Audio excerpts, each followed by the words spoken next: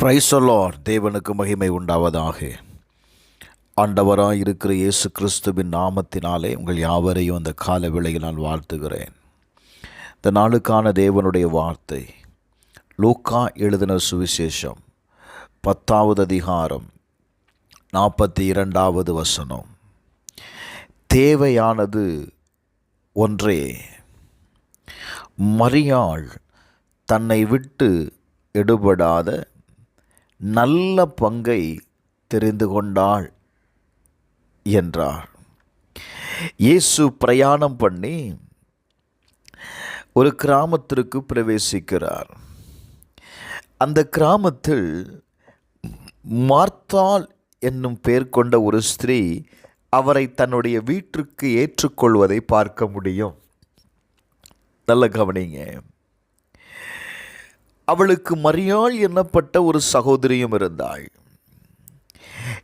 அவள் இயேசுவின் பாதத்தின் அருகே உட்கார்ந்தாள். ஆனா மார்த்தாளோ இயேசு வந்திருக்கிறார் என்று அறிந்து பற்பல வேலைகளை செய்வதில் அவள் கவனம் செலுத்தினாள். நல்ல கவனிங்க. மரியாள் இயேசுவின் பாதத்தில் உட்கார்ந்து தேவனுடைய வார்த்தையை கேட்டுக்கொண்டிருக்கிறாள். Praise the Lord. வீட்டிற்கு அழைத்த மார்த்தாளோ என்ன செய்கிறாள் அப்படின்னா, கவலை அடைகிறாள். காரணம், என் சகோதரி எனக்கு உதவி செய்யலை, அவள் உம்முடைய பாதத்திலேயே உட்கார்ந்திருக்கிறாள். இயேசு சொல்றார், மார்த்தாளே மார்த்தாளே, நீ அநேக காரியங்களை குறித்து கவலைப்பட்டு கலங்குகிறாய். என கண்பானவர்களே, நாம் இன்றைக்கு அநேக காரியங்களை குறித்து கவலைப்படுகிறோம். இன்றைக்கு நாம் கவலைப்படுகிறதுனால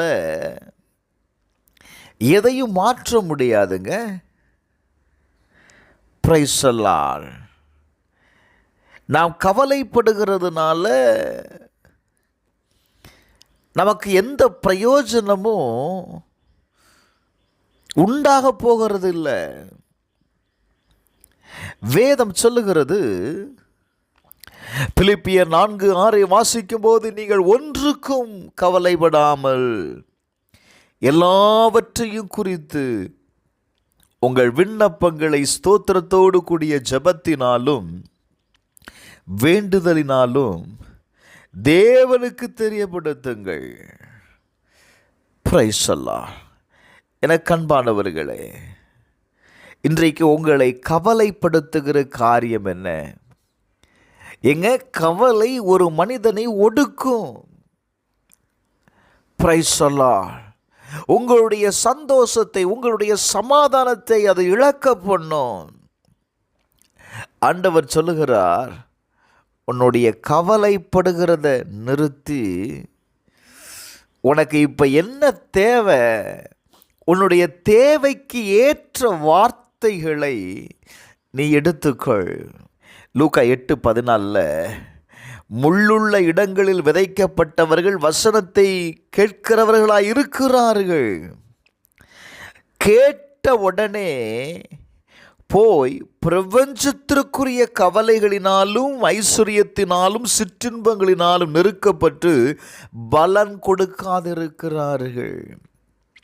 நாம் வசனத்தை கேட்கிறோம், ஆனால் இந்த கவலை நம்ம என்ன செய்யுது பாருங்களேன்.